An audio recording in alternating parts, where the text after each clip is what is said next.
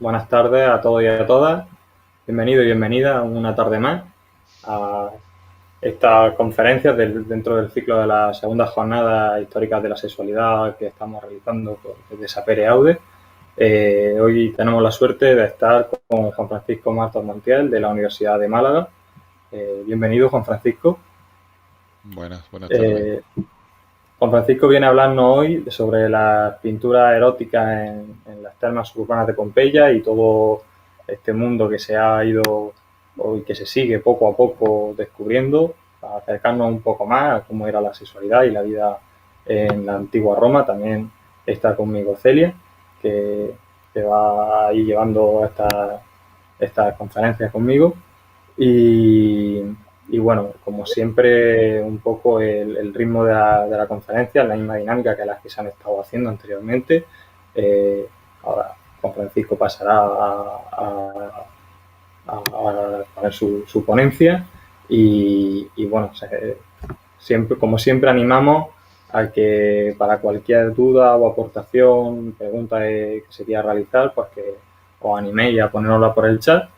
Y bueno, yo creo que sin más, Celia va a pasar a leer brevemente un currículum sobre, sobre Juan Francisco y pasamos a la conferencia. Celia. Pues gracias, Alberto. Juan Francisco Martos Montiel es catedrático de Filología Griega en la Universidad de Málaga, donde imparte clases de lengua y literatura griegas desde 1985.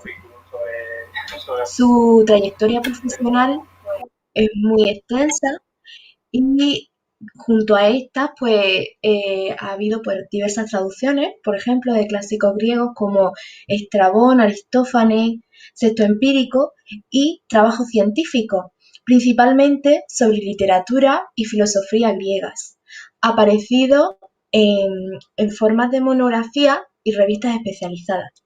También es autor de la obra Desde Lesbos con Amor, homosexualidad femenina en la antigüedad, escrita en 1996, bueno, publicada en 1996, y ha publicado decenas de artículos sobre erotismo y la sexualidad de Grecia y de Roma, en sus distintos aspectos.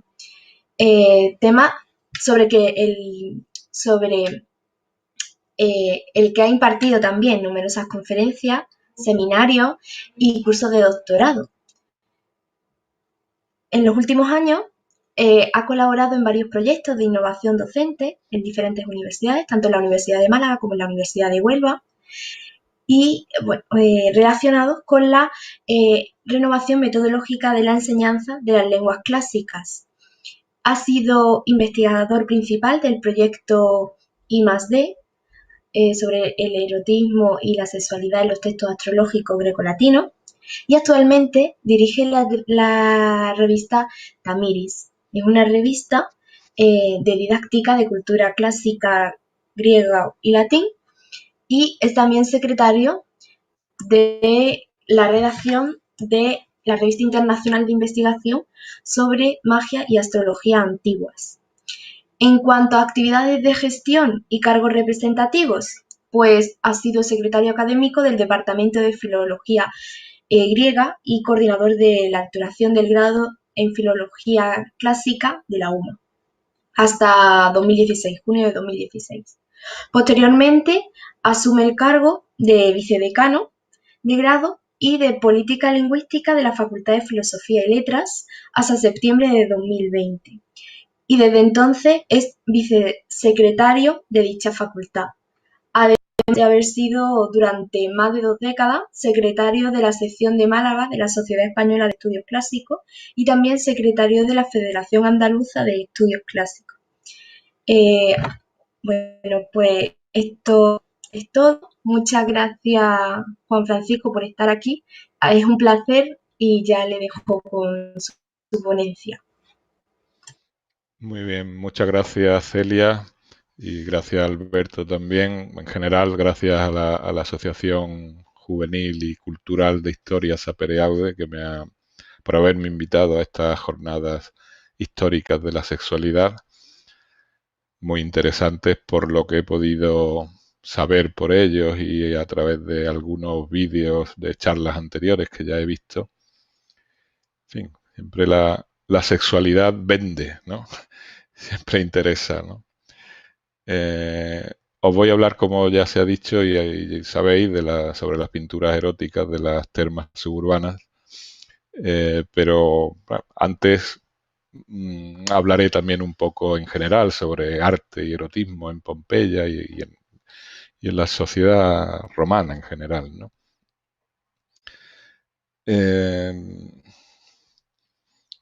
Hasta hace relativamente pocas décadas, ¿no? El arte erótico de la antigüedad clásica y sobre todo el de época romana ha venido siendo estudiado a fondo y sin el lastre de ¿cómo decirlo?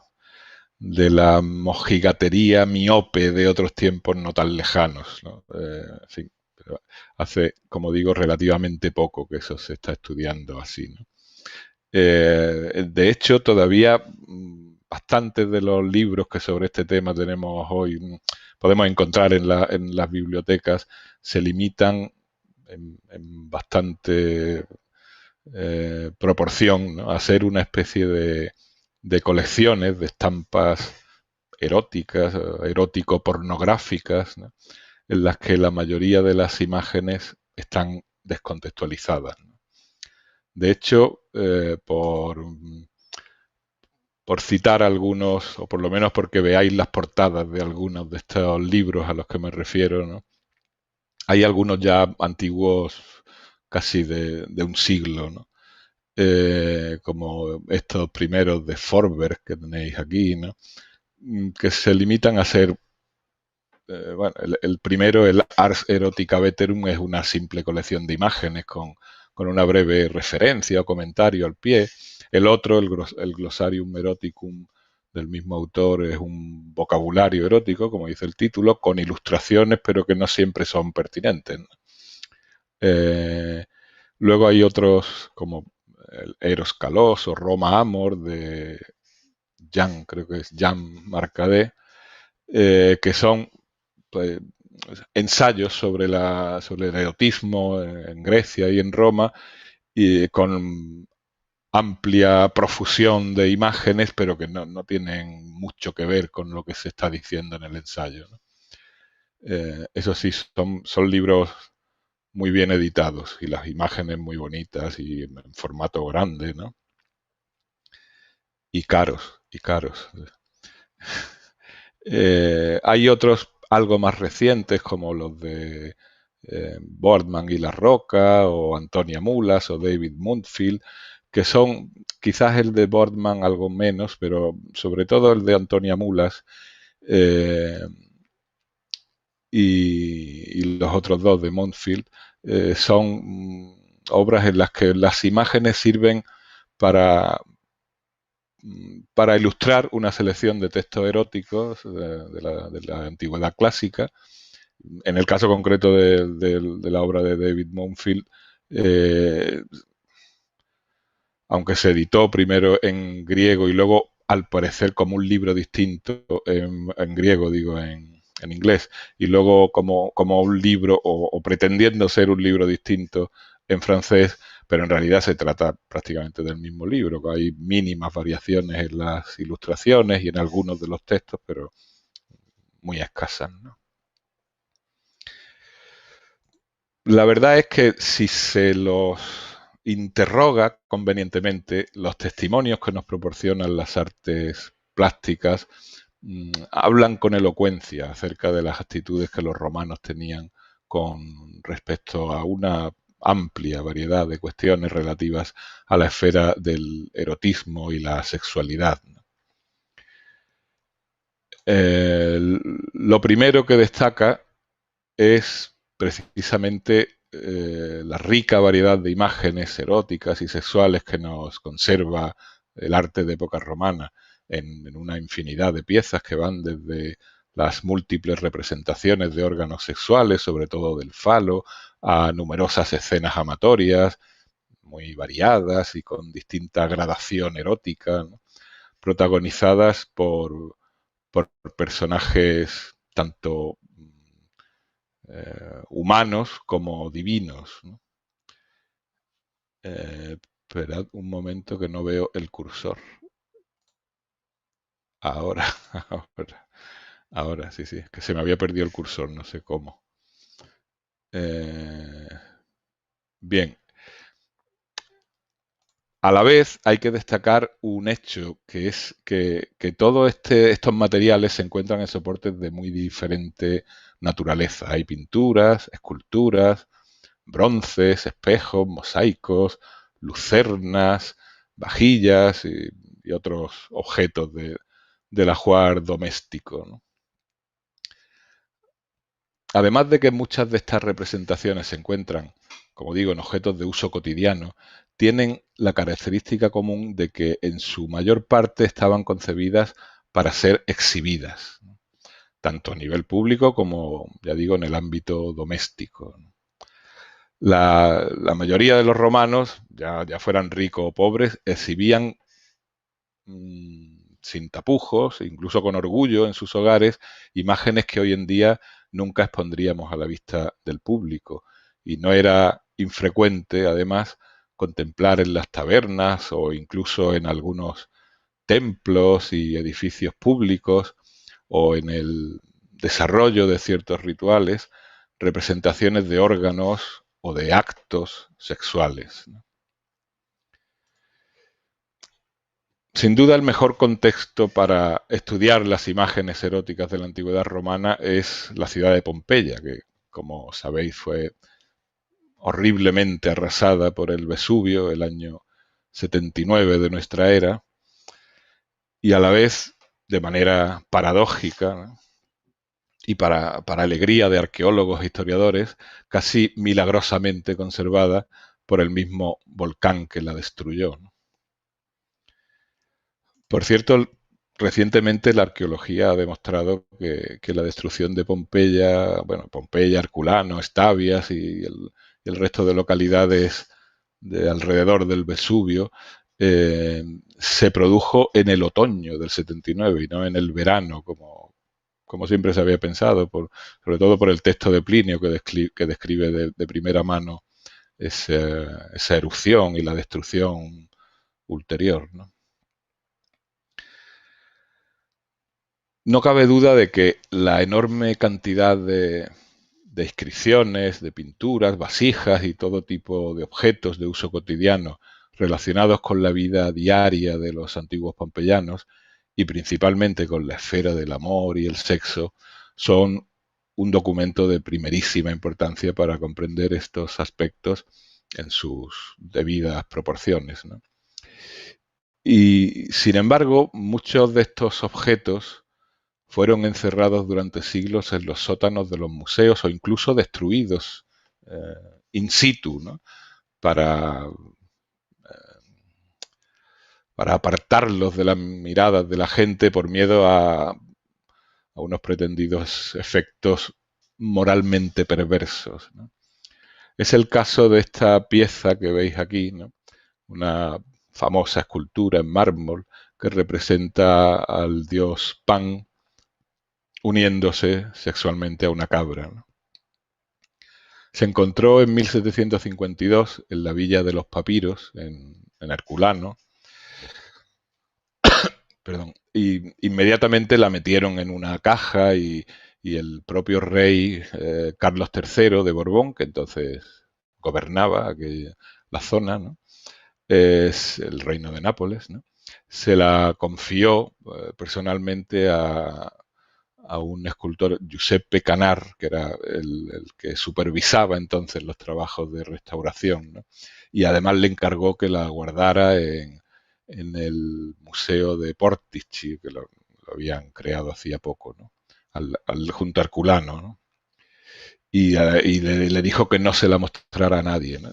De hecho, ni siquiera se la mostraron a Winkelmann, el gran arqueólogo prusiano, ¿no?, que estaba entonces en Nápoles y trató de sobornar a los guardias, ¿no?, pero ni siquiera él, ya digo, pudo ver este y otros objetos que se mantenían ocultos, ¿no?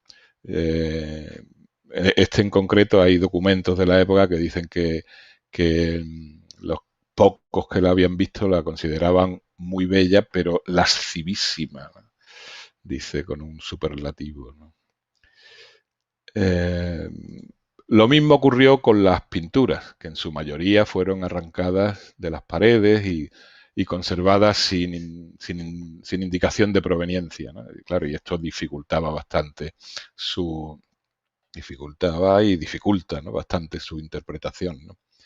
Por suerte, la arqueología moderna, sobre todo a partir de mediados del siglo XX, concede una importancia capital al contexto de los hallazgos, y esto permite que, al menos por lo que respecta, entre otras cosas, a las numerosas pinturas eróticas que se encontraron en su día y que aún hoy siguen apareciendo en Pompeya, ¿no? Hace poco ha aparecido un carro precisamente que tenía relieves de figuras eróticas, ¿no?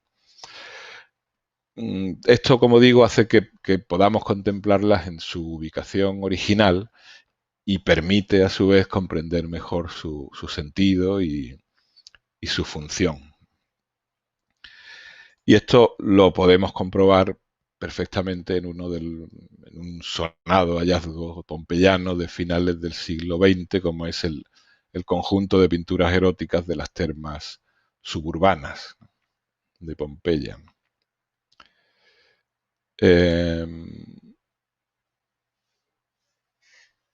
Las termas están edificadas en una... Perdón. Que vuelan las diapositivas. Quieto. A ver si así la mantengo quieta. Es que la presentación estaba concebida de una manera que se ha tenido que modificar para adaptarla a la plataforma en la que estamos, y se ve que esas diapositivas no he sabido modificarlas, ¿no? Pero bueno, espero que así se mantenga. No se mantiene.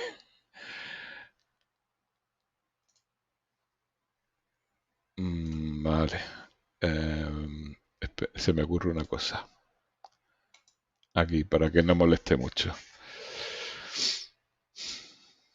Bien, digo que las termas están edificadas en una terraza artificial que daba justo sobre el mar, ¿no? En aquella época el mar llegaba ahí, a las puertas de la muralla de la ciudad, junto a la puerta marina, precisamente.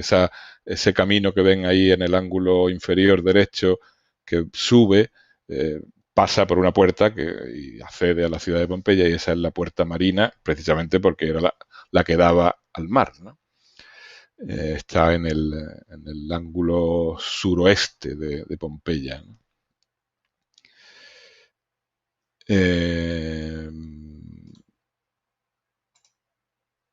A ver. Bien, el acceso actual de los visitantes, ¿no?, está en un lateral. Bueno, en la antigüedad se podía entrar por arriba también, ¿no? Pero ahora no. En un lateral de las termas, a la derecha del edificio, y a través de un pasillo que está decorado con mosaicos y estuco pintado, ¿no? Un pasillo por el que se accedía también a las letrinas, a las calderas y a las escaleras que iban hacia el piso superior.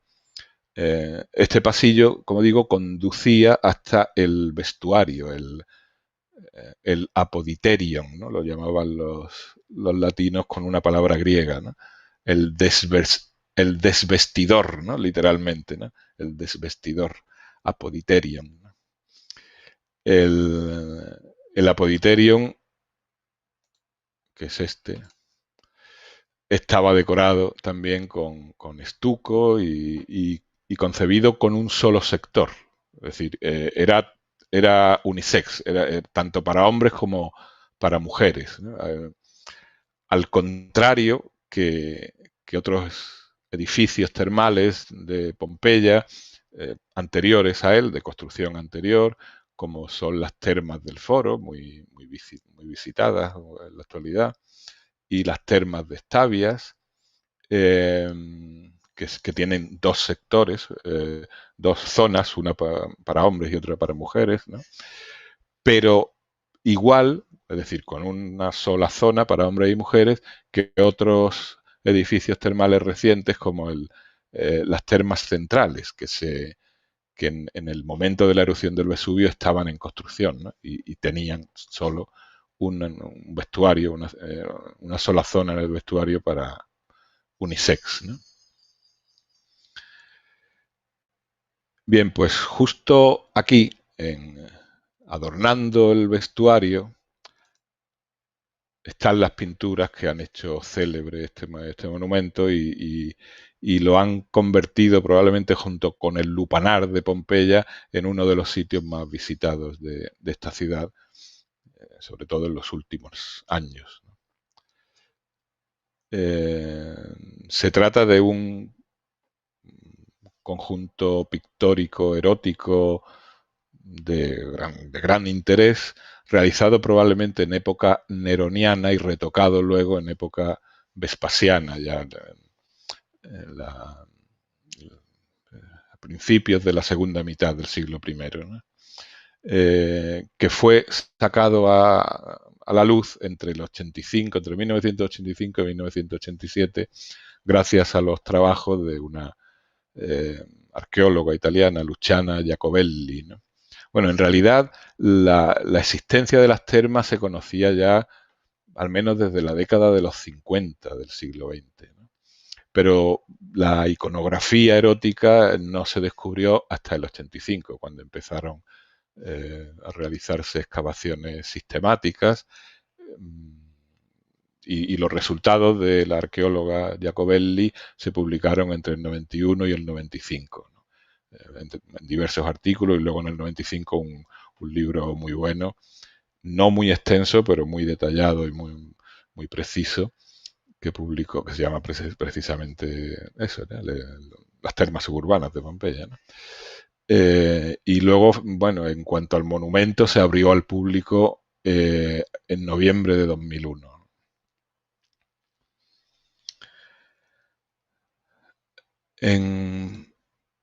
A ver.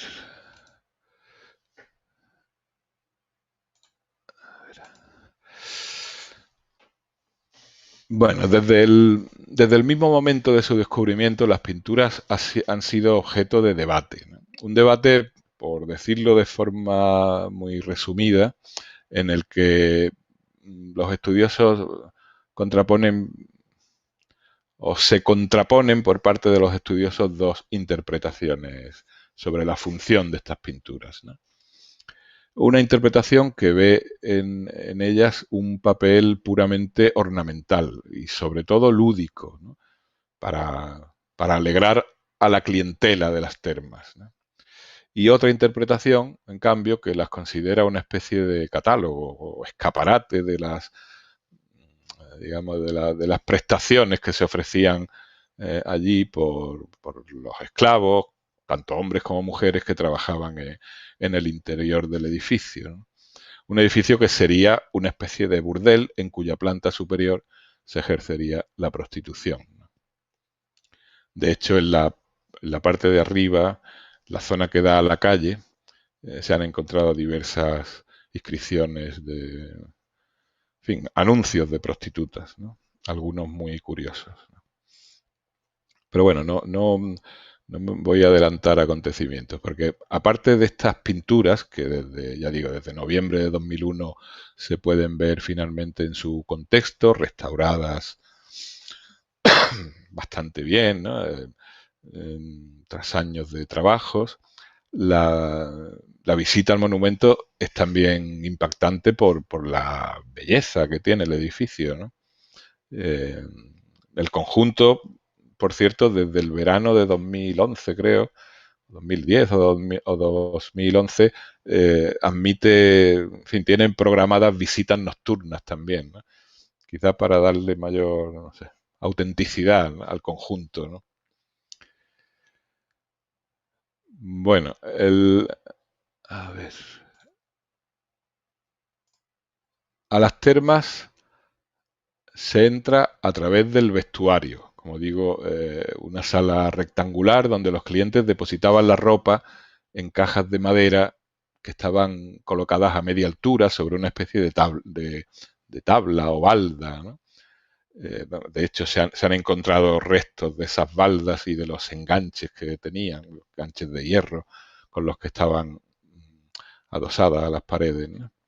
Y a cada una de esas cajas de madera que estaban en esas baldas correspondía pintada sobre el muro una caja numerada y encima de la caja una escena erótica. En la pared de la derecha han sobrevivido 8 cajas numeradas del 1 al 8 que se corresponden, como digo, con otras, con 8 escenas diferentes, ¿no? Y de otras 8 cajas pintadas, numeradas, que iban numeradas del 9 al 16, solo quedan restos de los números y en fin, de las cajas con los números pintados. Ya están en la pared de enfrente, ¿no? Bueno, a las pinturas volveremos enseguida. Aquí en esta diapositiva he puesto el estado original, la parte abajo a la derecha tienen ustedes la parte superior de la pared donde están esas pinturas con las cajas, las cajas numeradas y la escena erótica encima de cada caja. Y en la pared de enfrente, según se entra al vestuario, están los restos que han quedado del resto de la secuencia de cajas numeradas que probablemente tenían encima también su correspondiente pintura, pero que no se han conservado, ¿no? En la parte de arriba de la diapositiva he puesto un par de reconstrucciones, ¿no? de este vestuario de las termas suburbanas con las cajas para colocar la ropa, puestas en correspondencia con las cajas pintadas en la parte superior de la pared. El primero es un dibujo, bueno, yo creo que es de finales del siglo XX, 1900 y pico, así, pero que se publicó en un libro ya un poco posterior, de 2013, de Eva Cantarella y Luciana Jacobelli. Y el segundo, bueno, la imagen que tiene arriba a la derecha es una especie de, bueno, de infografía más reciente, aunque se publicó con anterioridad a esta de Cantarella y Jacobelli en un libro interesante de John Clark, un profesor de historia del arte estadounidense, un profesor estadounidense de historia del arte, mejor dicho. Un libro que está traducido al español, se llama Sexo en Roma, en Barcelona, en 2000, se publicó en 2005, creo, en la editorial Océano. Un libro, como digo, muy interesante. Bueno, pues desde el vestuario, el Apoditerium, allá. ¿Tienen prisa por acabar? No. Vamos a ver. Ahí. Desde el vestuario hay un pasillo abovedado, también conserva cierta decoración en las paredes y en el techo, que lleva al frigidarium, ¿no? Era la sala del baño frío, ¿no? Que se tomaba en una piscina a cielo abierto, donde el agua caía en cascada a lo largo de una pared, desde un mitreo que estaba colocado en alto y estaba decorado con mosaicos de colores muy vivos, ¿no? En las paredes de la piscina se representan escenas acuáticas, el mar azul surcado por naves, peces de distintas formas y colores, animales exóticos, divinidades marinas, etc.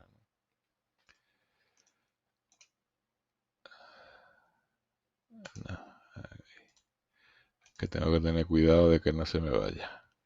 Aquí. Del frigidarium se pasa al calidarium, ¿no? Todo este recorrido se puede hacer hoy siguiendo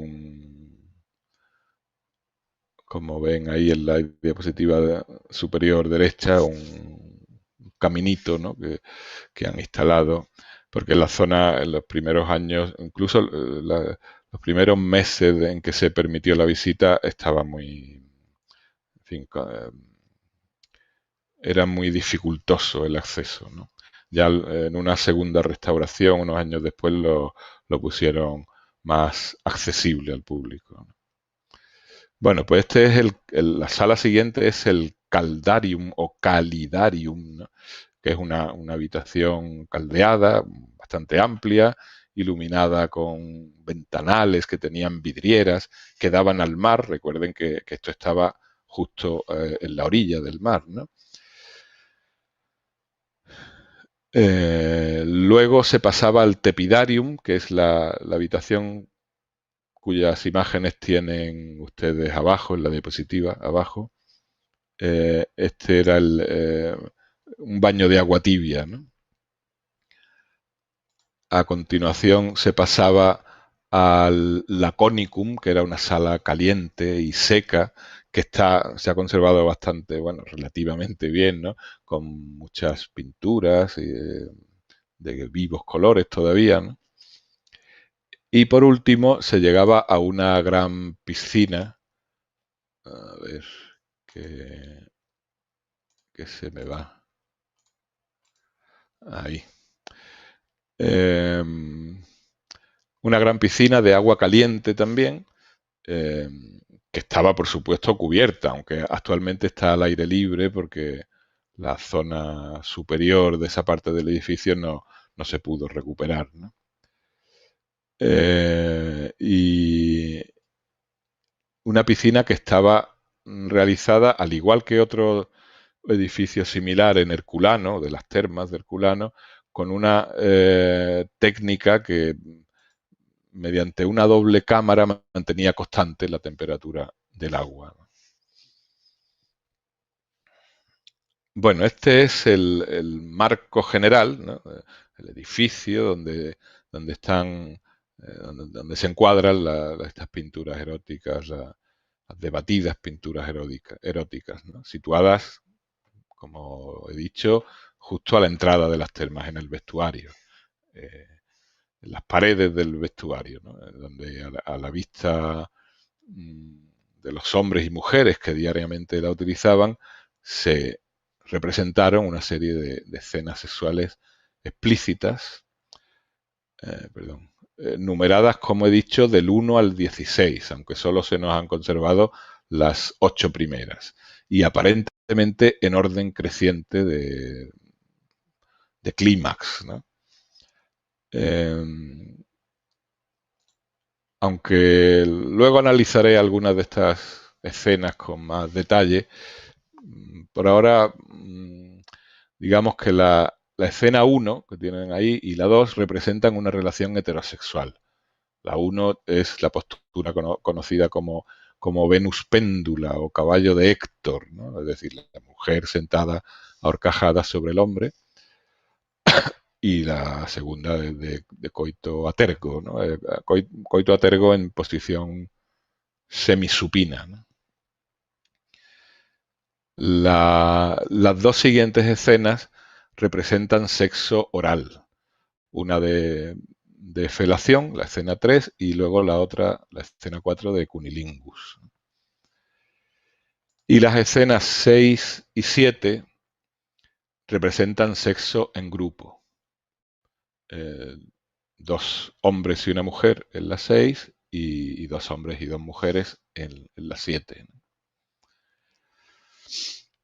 Aparte del deteriorado estado de conservación de varias de estas escenas, como habrán podido comprobar, las más problemáticas, sin duda, son la escena 5, en la que no puede saberse con seguridad si la pareja que copula es de mujeres o de hombre y mujer, y sobre todo la escena 8, que cierra la serie de pinturas que conservamos con la representación de un hombre desnudo que tiene testículos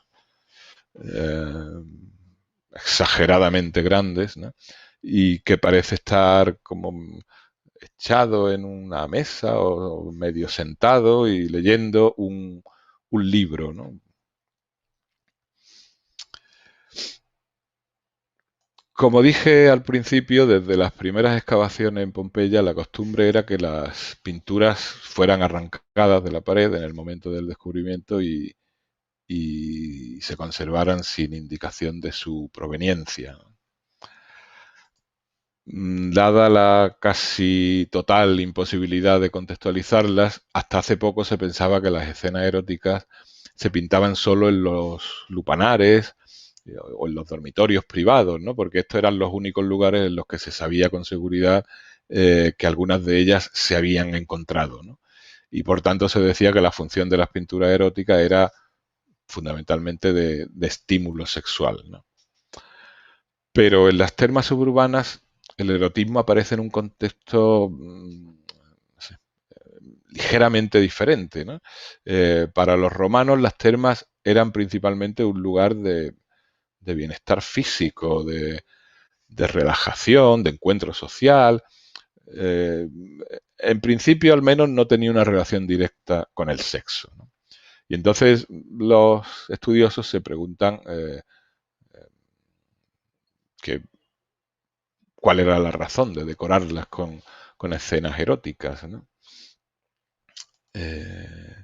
Si a esto se une el hecho de que algunas de estas escenas representan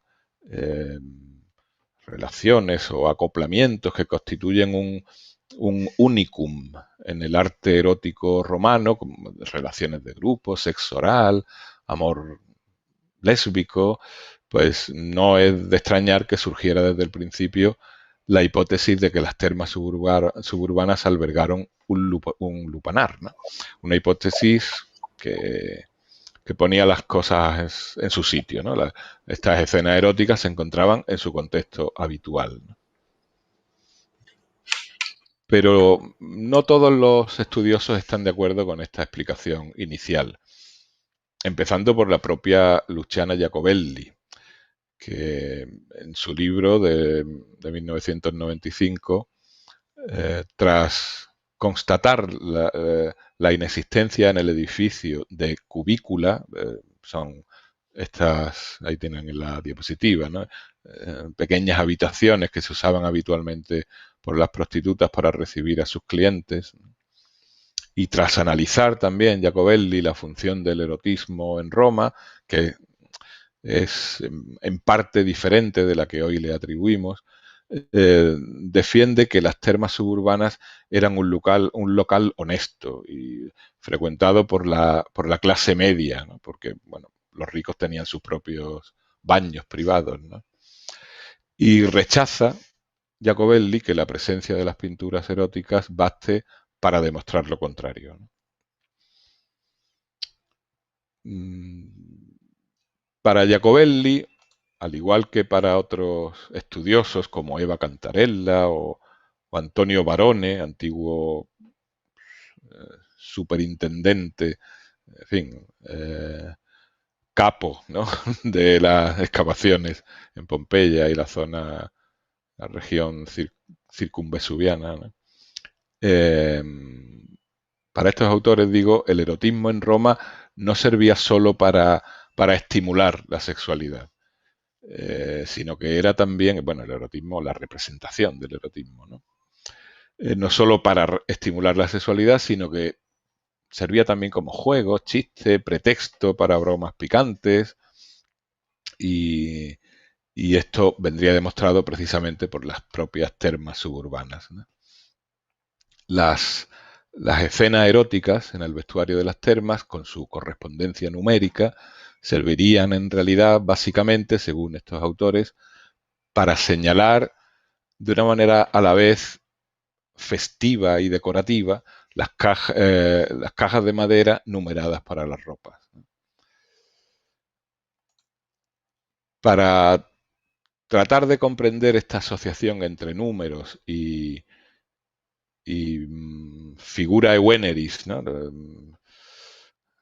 Posturas del amor, ¿no? Digamos, ¿no? Lo que los latinos llamaban figura Eweneris. Jacobelli recurre a unas enigmáticas monedas conocidas como spintriae, ¿no? Que presentan por una cara un número y por la otra una escena erótica. Los números que se encuentran en estas monedas, curiosamente, van también del 1 al 16, aunque no coinciden con la numeración de las escenas de las termas suburbanas de Pompeya, ¿no? Es decir, una postura no coincide con el mismo número en monedas y pinturas, ¿no?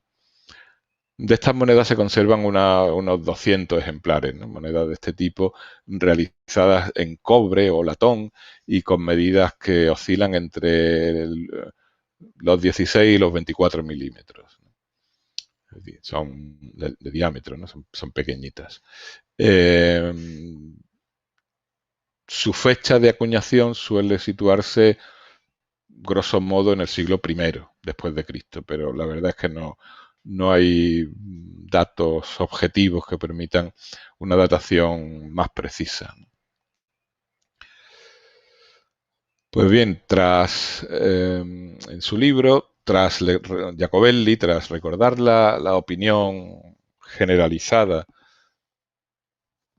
no he cortado la comunicación, ¿no? Se me oye, ¿no? No, es que ha sonado esto. No, creo que no. Se me oye bien, ¿no? Sin problema. Vale. Es que ha sonado por ahí un sonido extraño del aparatito este y no sabía qué podría ser, ¿no? Bueno, pues Jacobelli, tras recordar la communis opinio sobre estas monedas, según la cual se trataría de una especie de fichas de entrada a los burdeles, ¿no? Jacobelli, señala evidentes analogías entre algunas representaciones de estas monedas, de estas spintrias, y algunas imágenes pompeyanas, ¿no?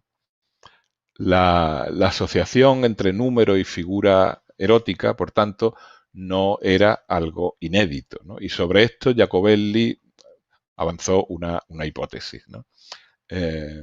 Según la cual las spintrias, más que fichas de entrada a los burdeles, eran fichas de un juego para nosotros desconocido, ¿no? Al igual que eran un juego las figuras eróticas numeradas de las termas suburbanas. Pero claro, ¿cuáles eran los criterios de numeración de esas figuras? Porque ya vemos que no coinciden entre las pinturas y las monedas, ¿no? Y esas figuras habían sido inventadas por un artista local, digamos, bueno, un porno artista local, o existía una especie de Kama Sutra de difusión local o nacional o probablemente internacional, ¿no? Para tratar de responder a estas preguntas debemos partir de una consideración. En Roma existía una larga tradición pictórica de escenas eróticas que, entre otras cosas, adornaban las casas y a veces los dormitorios de la gente de bien, ¿no? Y por tanto no se destinaban solamente a un disfrute masculino, ¿no? Pero lo que más interesa es el hecho de que la mayor parte de estas representaciones proviene de un repertorio de modelos helenísticos que se difundió a través de una amplia producción de catálogos o manuales eróticos ilustrados, ¿no? Es verdad que de estas obras se nos ha conservado muy poco. De texto como tal, apenas 2 o 3 fragmentos de papiro, ¿no? Pero hay una serie de informaciones que aparecen en algún epigrama de Marcial, por ejemplo, o en la vida de Tiberio, que escribió Suetonio, o también en algunos poemas que se conservan en la Antología Palatina, o diversas referencias en enciclopedia o léxico griego, que es conocida como Suda o Suidas, ¿no? Ya de época medieval, ¿no? Todas esas informaciones nos permiten saber que se trataba de listas detalladas en las que se enumeraban y describían las diversas posiciones sexuales. En resumidas cuentas eran pues, verdaderos kamasutras mediterráneos, ¿no? Que según la tradición fueron inventados por una tal Astianasa y que luego copiaron o ampliaron algunas cortesanas legendarias como la célebre Filenis o otra conocida también cortesana legendaria, Elefantis. Pero volvamos a Pompeya. Como decía, para Jacobelli la presencia de representaciones eróticas en un edificio público no significa que se tratase de un burdel, ¿no? Al contrario, para ella el emparejamiento entre número y figura erótica que se utiliza en el vestuario de las termas, a la vez que ayudaría a recordar la caja donde se encontraba la propia ropa, permitiría esas bromas y juegos de palabras de trasfondo sexual que los romanos, como se ve profusamente en la literatura, amaban, ¿no? En fin, les gustaba mucho a los romanos hacer bromas y juegos de palabras de trasfondo sexual, ¿no? Así, en una sociedad como la romana, ciertamente licenciosa, ¿no? Donde los espectáculos de contenido sexual eran habituales, no es extraño que en un local público se divirtieran con el juego de los números, cualquiera que fuese este juego de los números, ¿no? Porque Jacobelli tampoco sabe explicar mucho más, ¿no? Y que en este juego, junto a los hombres, participasen y se divirtiesen también las mujeres, en su mayoría de clase media, que frecuentaban las termas a las mismas horas que los hombres. Como sabemos, en fin, por lo que he dicho de que solo tiene un sector, el vestuario es mixto, ¿no? Y bueno, sabemos que en las termas ya de época posterior había, se extendió la costumbre de que el vestuario fuera unisex, pero había horarios distintos para hombres y para mujeres, ¿no? Aquí, bueno, no lo sabemos, ¿no?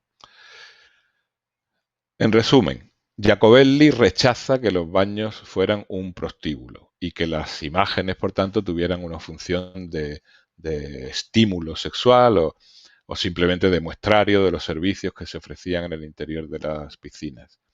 Y defiende, en cambio, Jacobelli la idea de que las pinturas tenían un sentido lúdico y decorativo y que las termas no ofrecían servicios sexuales. Ya digo que los argumentos en que se basa son pues que no hay rastro de cubícula en las habitaciones usadas habitualmente por las prostitutas para recibir a los clientes, ¿no? Entre otros argumentos, ¿no?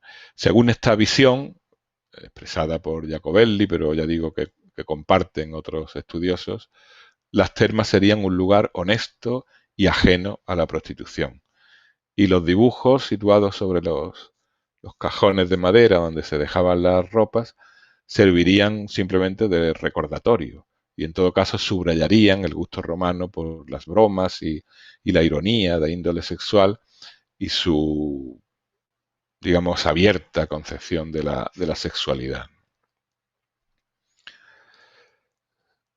Sin embargo, otros estudiosos,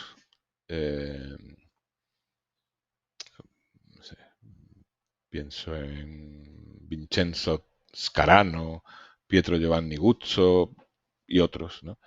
Rechazan esa lectura de Jacobelli que es meramente lúdica lúdica y mnemónica, ¿no? De las escenas eróticas y defienden, por el contrario, su relación con la prostitución, basándose en que para que los clientes recordasen, es un argumento parece de sentido común, ¿no? Que para que los clientes recordasen dónde habían dejado la ropa, bastaba con la simple numeración, ¿no? Bueno, ahí eso se puede objetar que, bueno, que igual había gente que no sabía leer ni siquiera la simple numeración, lo cual es difícil, ¿no? Probable que al menos los números, sobre todo los números, supieran, en fin, reconocerlos, ¿no? Mi suegra es analfabeta, pero de número entiende mucho, ¿no?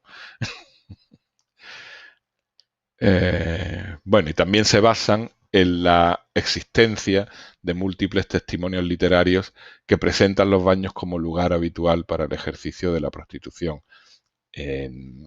Sobre todo son de épocas posteriores, pero no hay que pensar que variara mucho entre el siglo I y el siglo II o III, ¿no? En los que encontramos muchos testimonios literarios, arqueológicos, jurídicos, incluso de la licenciosidad que rodeaba a los edificios termales, ¿no? En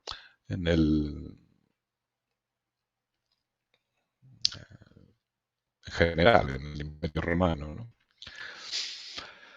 Sin embargo, son mayoría los autores que apoyan la interpretación de Jacobelli, por ejemplo, el que he citado ya, Antonio Barone, ¿no? Este autor considera el conjunto pictórico de las termas como,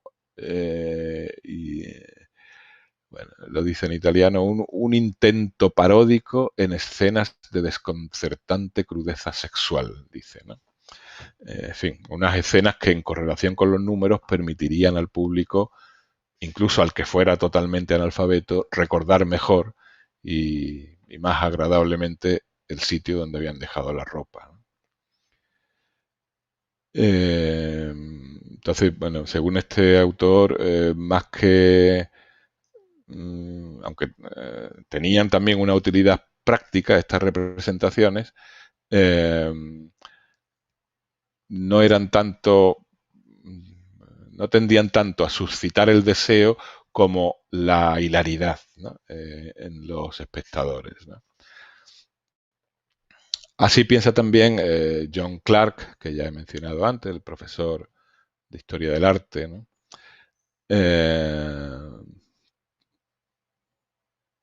Partiendo de una interpretación en clave burlesca de la imagen aparentemente incongruente con el resto de imágenes del hombre con hidrocele, ¿no?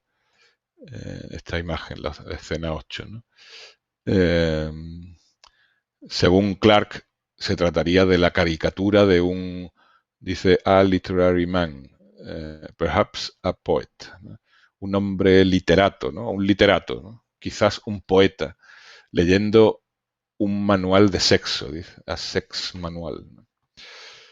Un manual de sexo. Bueno, mi opinión personal es que, aunque esta interpretación particular de Clarke pueda parecer correcta, a mí se me hace difícil aceptar que deba extenderse al resto de pinturas, que en mi opinión no eran simples viñetas chistosas ni causarían solo risa al observador, ¿no? Al espectador, ¿no?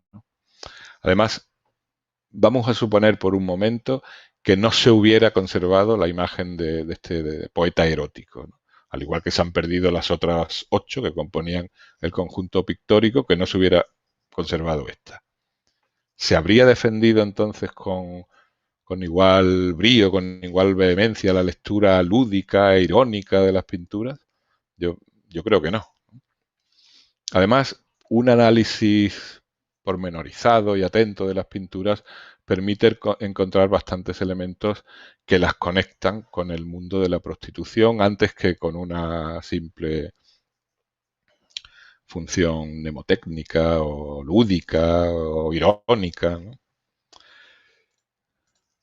Por ejemplo, en una de estas pinturas, la conocida, la escena 4, ¿no? Que, como ya hemos visto, presenta una escena de cunilingus heterosexual en la que destaca la mujer desnuda, echada en una cama, con las piernas abiertas, el pubis depilado, adornos en distintas partes del cuerpo, ¿no? Como la cabeza, los brazos, muñecas y tobillos, y una doble cadena que le cruza el pecho.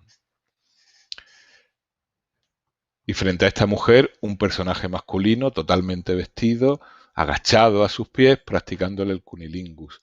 Un personaje cuyas dimensiones son evidentemente desproporcionadas con respecto a la mujer. Jacobelli, en su línea de interpretar el conjunto pictórico de las termas en clave irónica o caricaturesca, apunta que esta escena podría entenderse como una representación paródica de la iniciación sexual de un muchacho. Hay que decir, sin embargo, que entre los romanos la práctica del cunilingus era particularmente degradante para un hombre.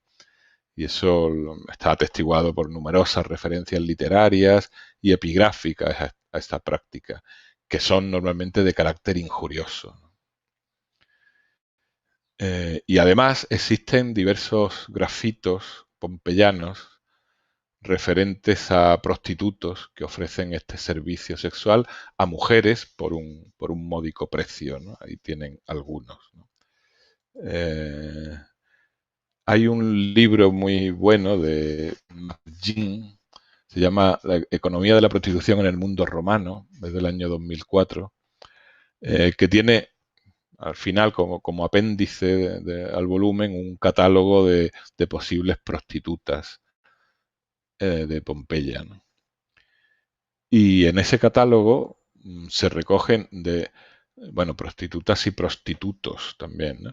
Y de un total de 9 prostitutos aparecen 2, Isidoro y Marítimo, que están representados aquí en sendas inscripciones, la 4699 y la 8969, que es igual que la 40, ¿no? Que ofrecen cunilingus entre sus servicios, ¿no? En la primera, la que tienen arriba a la izquierda, dice Isidoro de la casa, ¿no? Esclavo de la casa, ¿no? Eso era un esclavo que había nacido en la casa, ¿no? De Puteoli, ¿no? Putiolanus, Cunnulingeter. Bueno, esta es la transcripción que aparece en algunas ediciones. En realidad, en la inscripción está escrito Cunnuling, ling con doble G, probablemente por influencia del griego, que ya saben, supongo, por si no lo sabe alguno de ustedes, que para expresar la nasal gutural emplean una gamma delante de la gutural, ¿no? La siguiente, ¿no?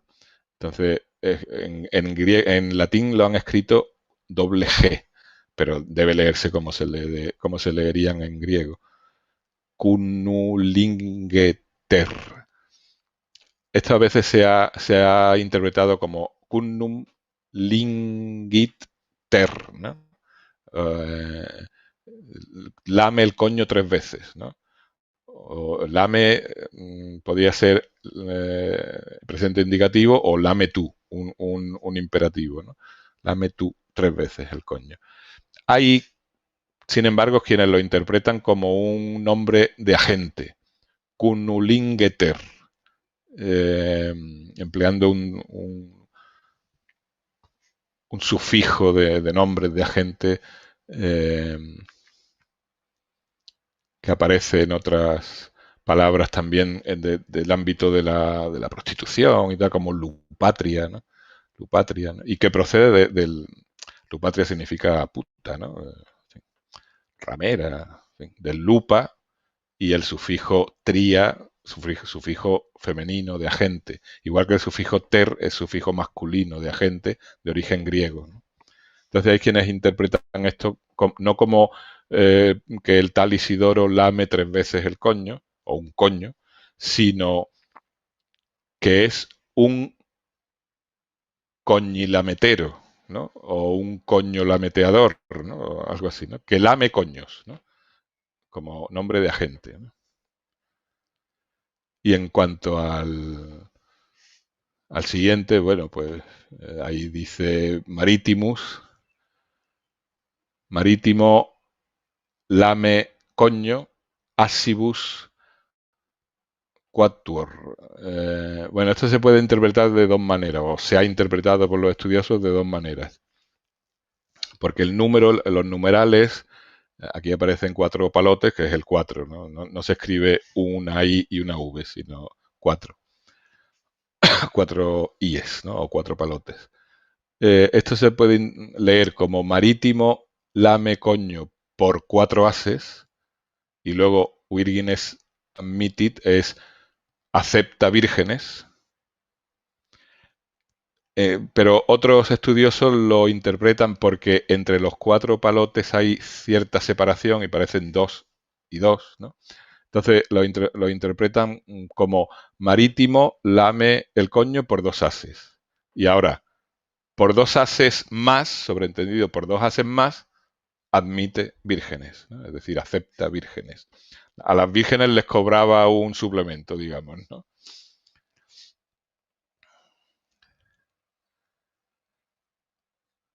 Y con esta actividad sexual digamos, de putos, de prostitutos que se ofrecen a mujeres para practicarle el cunilingus a cambio de unas monedas, ¿no? Hay que relacionar probablemente la inscripción esta que tienen abajo, Statio Cunulingiorum, ¿no? Que se encontró en un mosaico del pavimento de las termas de Trinacria en Ostia, el antiguo puerto de Roma, ¿no? Que señalaría el lugar de los baños donde podían encontrarse los prostitutos que ofrecían el cunilingus entre sus servicios, ¿no?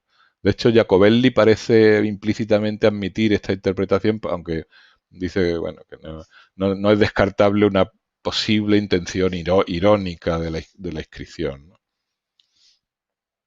Yo pienso, sin embargo, que la intención del artista en la pintura de las termas, en esta escena 4, antes que sugerir ironía o caricatura, sería más bien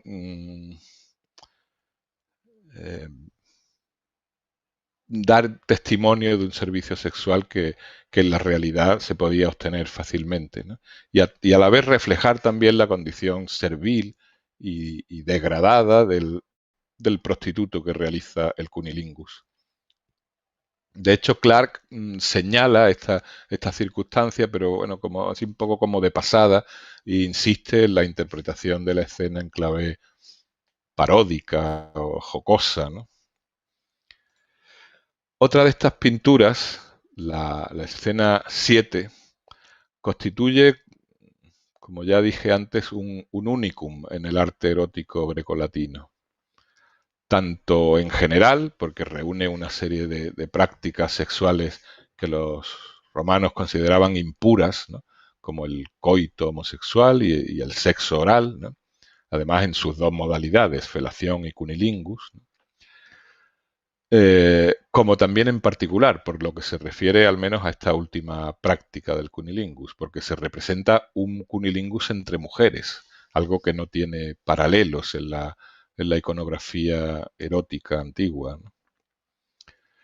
Es verdad que el estado de conservación del fresco no es muy bueno, pero en él pueden identificarse todavía un grupo erótico formado por 4 personas desnudas, 2 hombres y 2 mujeres. Y el interés de la escena radica, bueno, al menos para el tema que nos ocupa ahora, radica en que una de las mujeres, mientras practica la felación a uno de los hombres, un hombre que está siendo penetrado por el otro, por cierto, está siendo a su vez estimulada oralmente por la otra mujer que está arrodillada en el suelo, a los pies de la cama, ¿no? Se trata, por tanto, de un cunilingus lésbico y, como digo, es la única representación de esa práctica que hasta el momento nos ha transmitido la antigüedad, ¿no?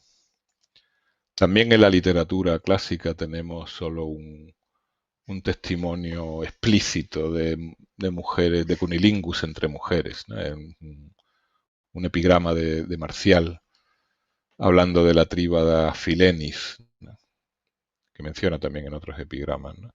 Y en en el libro 7 de epigramas de Marcial, dice de Filenis que plane medias vorat puellas, ¿no? Literalmente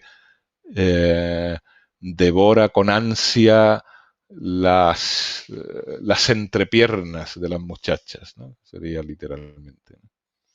Medias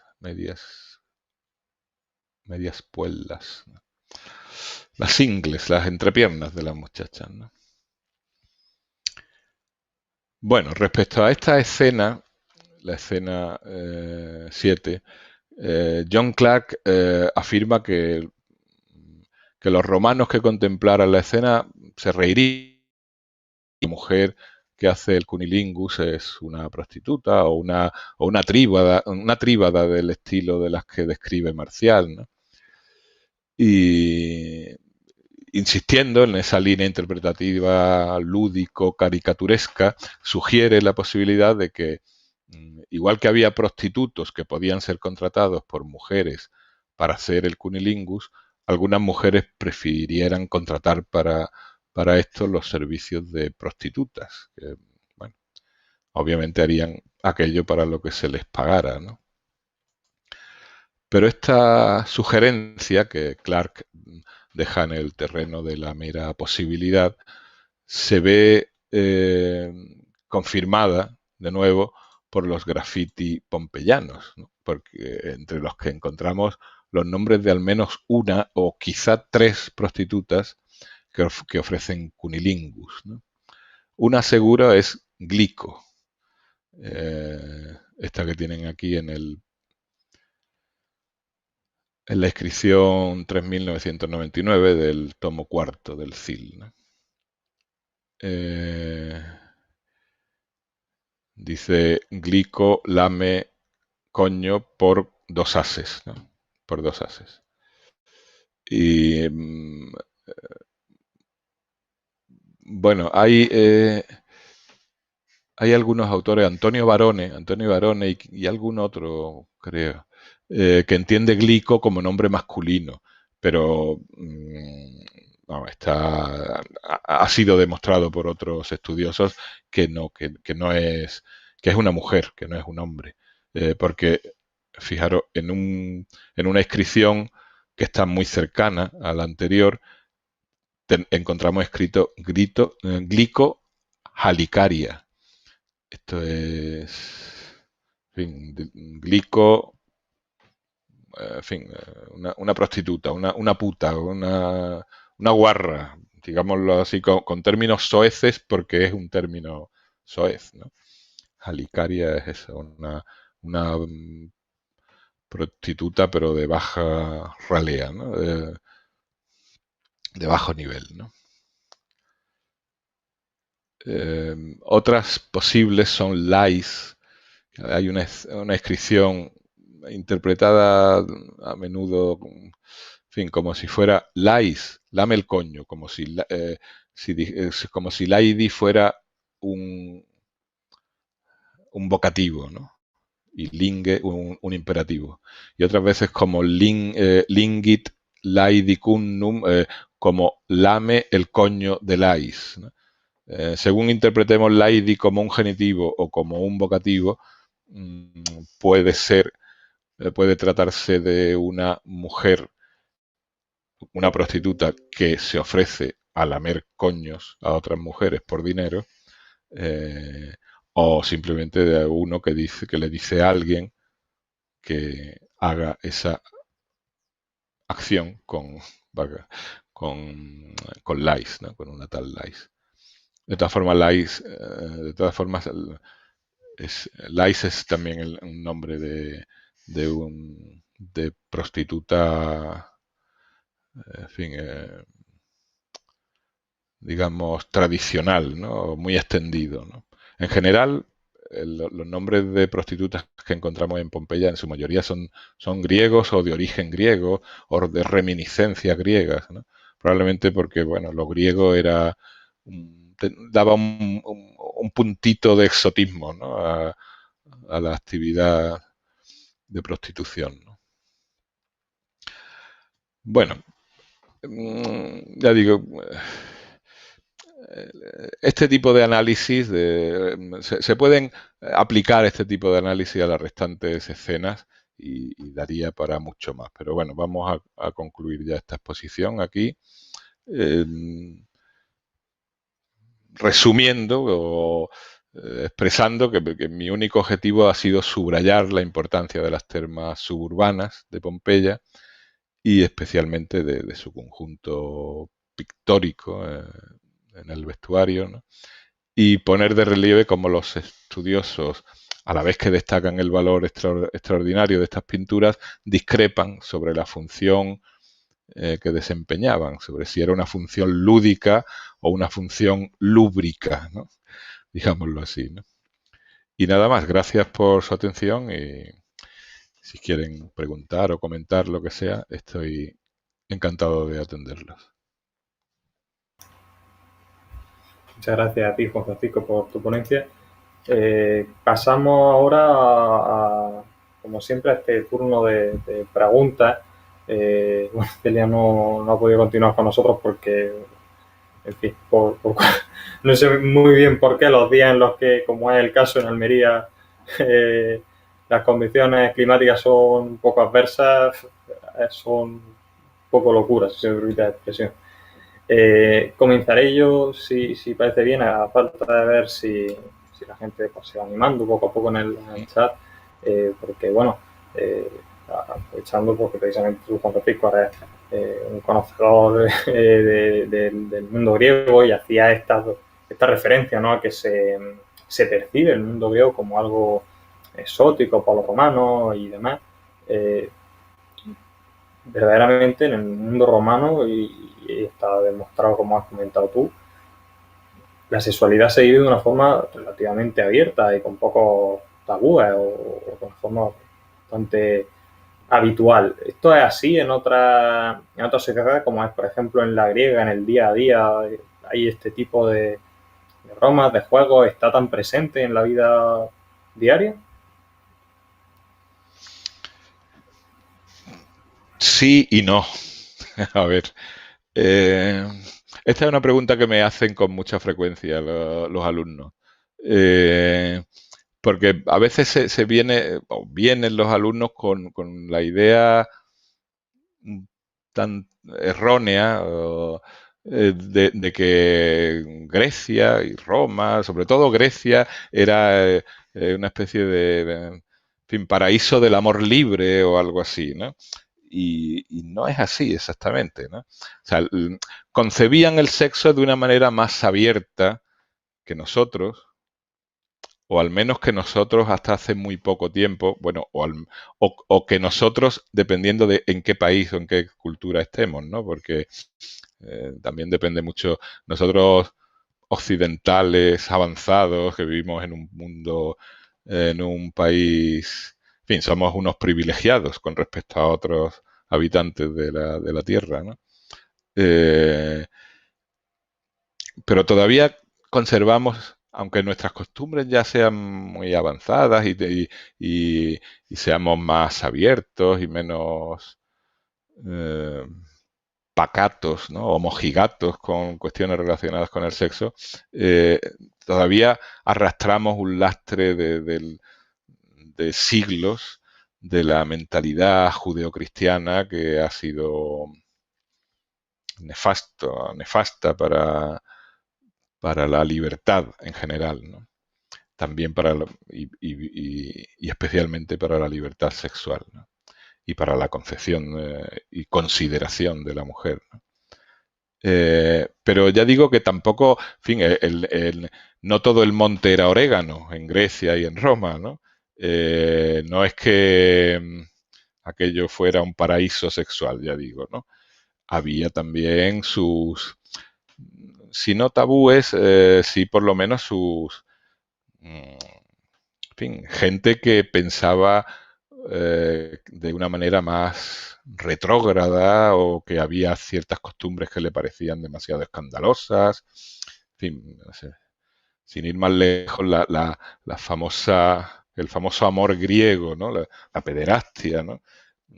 Eso iba por épocas y también iba por regiones de Grecia. En algunas se toleraba más, en otras menos. Se asociaba más con las élites que con el pueblo llano, ¿no? En fin, hay que... Además, también hay que tener en cuenta una cosa.